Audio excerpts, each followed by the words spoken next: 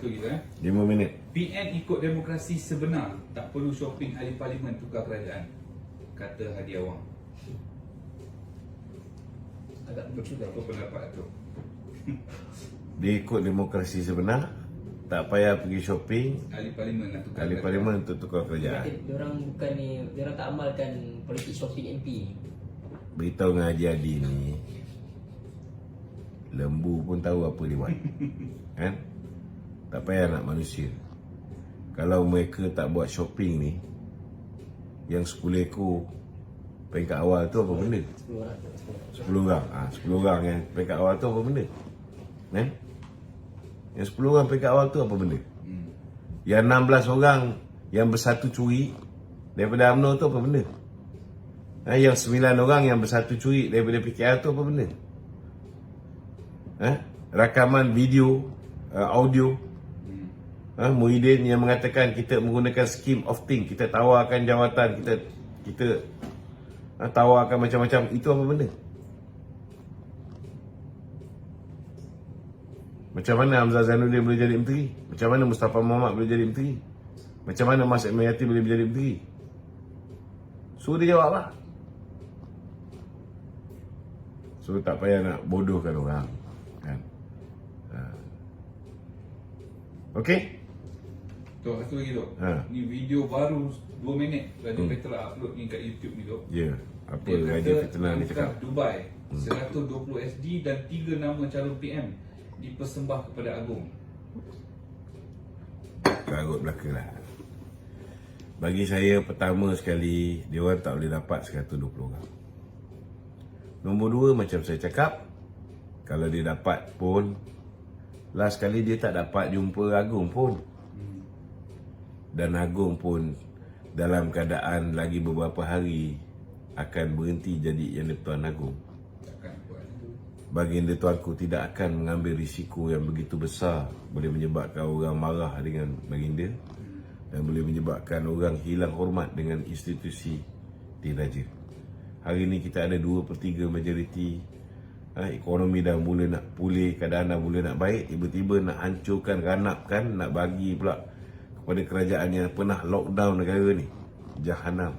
Dengan 120 Jadi tak apa, jangan kita risau. Benda ni tak akan berlaku. Saya begitu yakin. Dan kena ingat, kalau pun mereka dapat lebih 112 orang, mereka hanya boleh buat undi tak percaya untuk menjatuhkan Perdana Menteri. Tapi nak mengangkat Perdana Menteri tanpa perkenan baginda Tuanku tak boleh. Dan baginda Tuanku pula, sebelum dia nak perkenankan untuk seseorang itu diangkat menjadi Perdana Menteri, mengikut Akta Anti Lompat Parti, ianya perlu dilakukan oleh ketua parti secara en bloc. Dan UMNO, MP-MP UMNO yang 30 orang ni, kalau tanpa penglibatan 30 orang ni, geng-geng Perikatan Nasional tidak boleh bentuk kerajaan. Dan 30 orang ni terikat dengan 3 aku janji yang telah mereka tanda tangan bersama dengan Datuk Seri Ahmad Zahid Hamidi. Memberikan mandat kepada ketua parti untuk decide siapa yang nak jadi PM, dengan siapa kita bentuk kerajaan. Dan jangan lupa, yang pertama tadi, Tuan umat Melayu dah bertukar antara konteks besar dalam penulisan Datuk Seri Ismail Sabri. ya. Boleh Tok komen sikit? Bagi saya lah, Datuk Seri Ismail Sabri ni seorang yang boleh kita anggap sebagai bekas Perdana Menteri, sepatutnya dah hari ini menjadi negarawan. Sebagai seorang bekas Perdana Menteri, beliau sepatutnya lebih memahami keadaan isu politik semasa. Beliau patut lebih tahu bahawa hari ini orang Melayu walaupun lebih kurang 70%, seperti mana yang dia cakap, kita orang Melayu ada 70% rakyat dalam negara ni, maknanya Melayu ni termasuklah Bumiputera. Namun hakikat dan realiti dia, bapa perpecahan negara Tuan Dr. Mahathir telah memecah belahkan orang Melayu. Telah memecah belahkan orang Melayu. Ini menyebabkan 3 parti Melayu, 4 parti Melayu ni berpecah. Pertama, yang parti Melayu paling besar, UMNO, kan? Satu entiti. Kemudian kita ada PAS, kan? Satu entiti lain. Kemudian kita ada PKR. PKR pun boleh dikatakan sebagian besar juga Melayu juga, kan? Ada entiti yang ketiga. Kita ada juga Amanah, satu lagi entiti. Dan kita ada satu lagi Bersatu, satu lagi entiti. So dia dah pecah-pecah. Ini belum lagi Ibrahim Ali Perkasa, geng Mahathir, belum lagi Mahathir punya parti Pejuang yang dah hilang daripada radar. Belum lagi seorang lagi geng Mahathir, parti Berjasa, kan? Macam-macam lagi. So makin lama makin teruk. Bila dah berpecah ni, maka suka tak suka Parti Melayu ni dia tak boleh wujudkan sebuah kerajaan secara bersendirian di kalangan orang Melayu saja. Tak boleh. Kenapa saya kata tak boleh? Saya ambil contoh. Lepas pilihan raya umum yang ke-15, Muhyiddin berjaya yakinkan 15 orang untuk bentuk kerajaan. Itu pun 10 dicuri daripada UMNO. Kan? Okay. Maknanya kalau orang Melayu ni bersatu sekalipun, seperti mana yang dikendaki oleh Datuk Seri Ismail Sabri, saya pun tak faham kadang-kadang Datuk Seri Ismail Sabri ni. Dia cuba nak beri gambaran dia tidak terlibat dengan langkah Dubai, kan? Dia pergi berjumpa dengan Datuk Seri Ahmad Zahid di Madinah, kan? Tapi last sekali, walaupun pelbagai usaha dia nyatakan dia tak terlibat dengan langkah Dubai ni, tetapi dia keluar pula kenyataan mengatakan bahawa kena wujud kerajaan Melayu balik. Orang Melayu kena bersatu padu, kan? Dalam arti kata lain, kalau orang Melayu kena bersatu padu ni, dia ni merujuk kepada mewujudkan kerajaan bersama dengan bersatu dengan PAS sama. Betul tak? Maknanya tak clean lah di situ.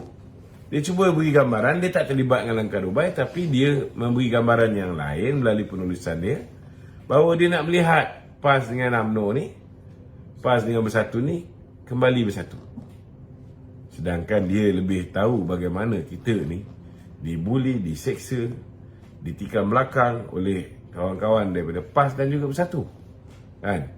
Mungkin dia tak terasa sangat kerana dia antara orang yang sebahagian daripada kerajaan yang membentuk kerajaan bersama Muhyiddin dan PAS.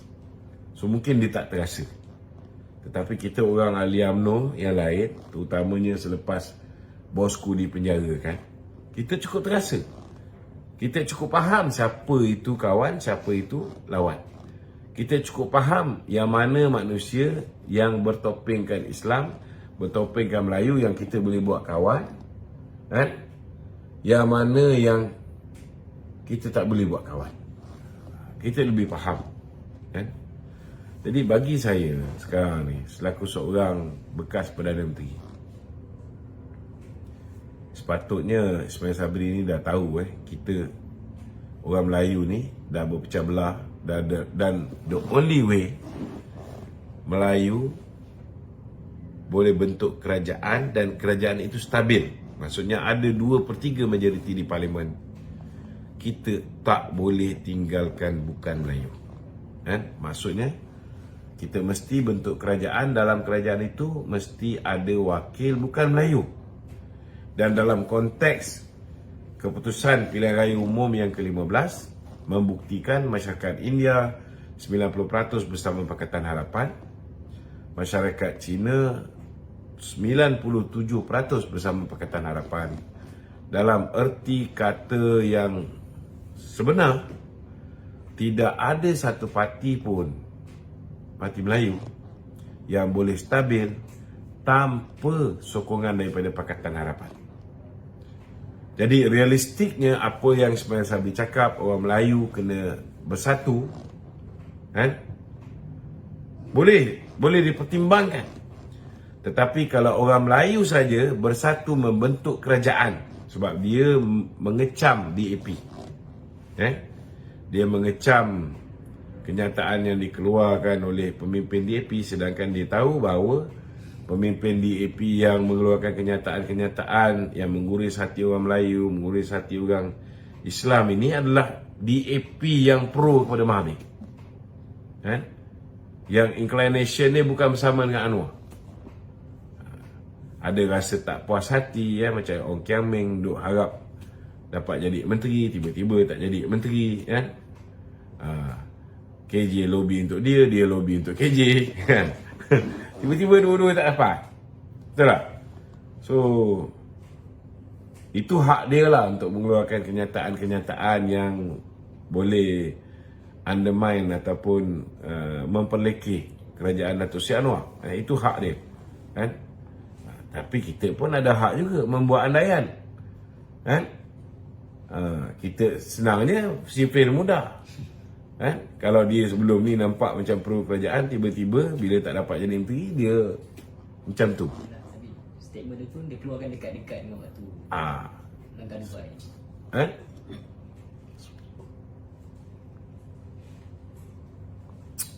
Okey. Tak ada untuk pendengar ke? Ada? Tak ada lagi? Tak ada. Petang-petang ni je lah orang masuk. Orang masuk. Okey.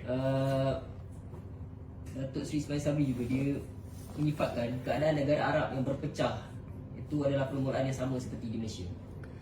Tak kira lah negara Arab berpecah ke, negara Malaysia berpecah ke, soalnya hari ni nasi dah jadi bubur.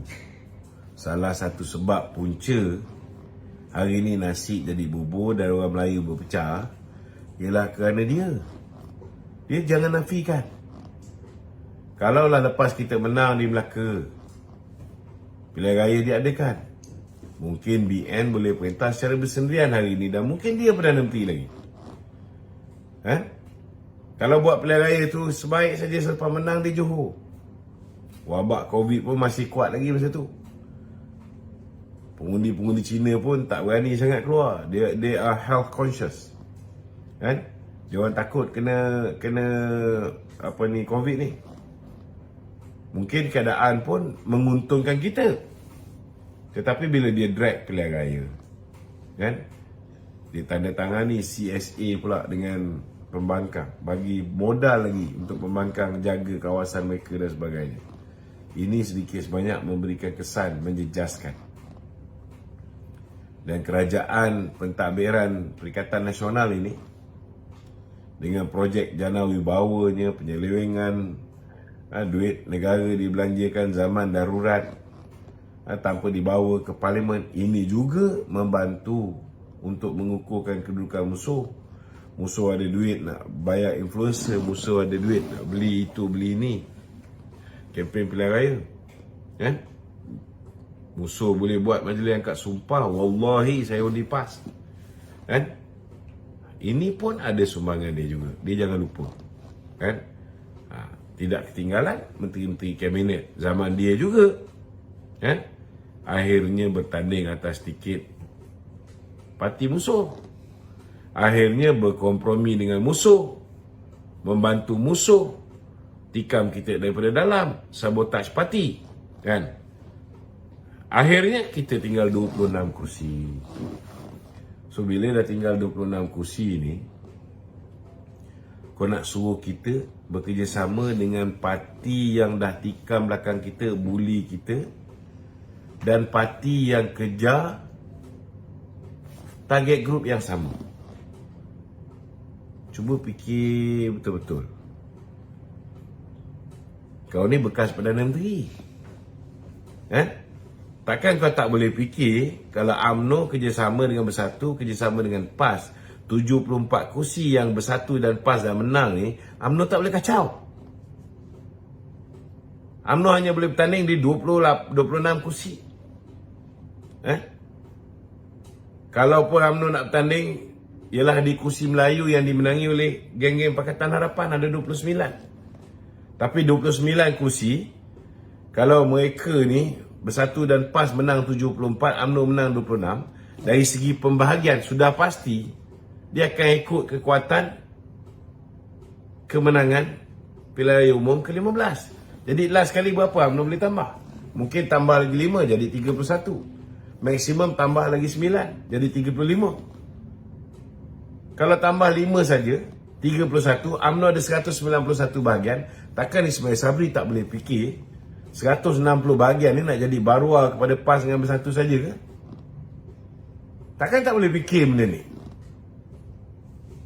Dia bekas Perdana Menteri, mestilah dia punya kemampuan untuk berfikir tu tentang masa depan UMNO ni lebih sikit daripada kita orang biasa. Naik presiden lagi. Dia naik presiden lagi, kan? So bagi saya lah, tak sepatutnya dia keluar ayat macam tu, kan? Hari ni alhamdulillah UMNO masih lagi parti orang Melayu yang terbesar. Walaupun kita tak menang banyak kursi disebabkan sabotaj geng-geng ni juga, kan? Tetapi kita masih mempunyai keahlian teramai. Dan hari ini Pakatan Harapan adalah parti yang mendapat sokongan bukan Melayu. So gabungan bukan Melayu dan Melayu ini insya-Allah ianya akan membuahkan hasil yang insya-Allah lumayan. Mungkin 8 bulan pertama bila kita berhadapan dengan 6 pilihan raya negeri, kita baru yakinkan separuh orang Melayu untuk bersama dengan kita. Tetapi kita ada lagi 4 tahun. Takkan kita tak boleh yakinkan 80% daripada orang Melayu ataupun 70% daripada orang Melayu untuk bersama dengan kita. Kalau dapat 60% orang Melayu bersama dengan kita dan lebih 90% bukan Melayu bersama dengan kita, itu pun satu formula yang akan membolehkan UMNO nak bertanding di mana saja. Walaupun ada ramai pengundi bukan Melayu, kita tak perlu takut dan kita mempunyai potensi untuk menang. Dan kawan-kawan PH nak bertanding di mana juga kawasan yang ada jumlah orang Melayu yang ramai, mereka tak perlu takut. Kita mempunyai kemampuan untuk menang. So bagi saya, tanggapan Ismail Sabri ni lebih kepada penulisan yang dia buat ni, lebih kepada kerana dia yakin bahawa kalau bersama balik dengan Bersatu, dengan PAS, mungkin dia ada tempat. Mungkin dia boleh jadi pengurusi Petronas ke, kan? Ataupun dia mungkin boleh jadi penasihat ke, kan? Ataupun jadi menteri mentor ke, kan? Tak salah untuk ada cita-cita macam tu, kan? Tak salah.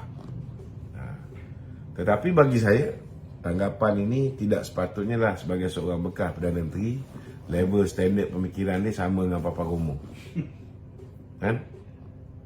Terlalu rendah dia letak. Cerita Melayu, tak sedar Melayu dah berpecah belah, kan?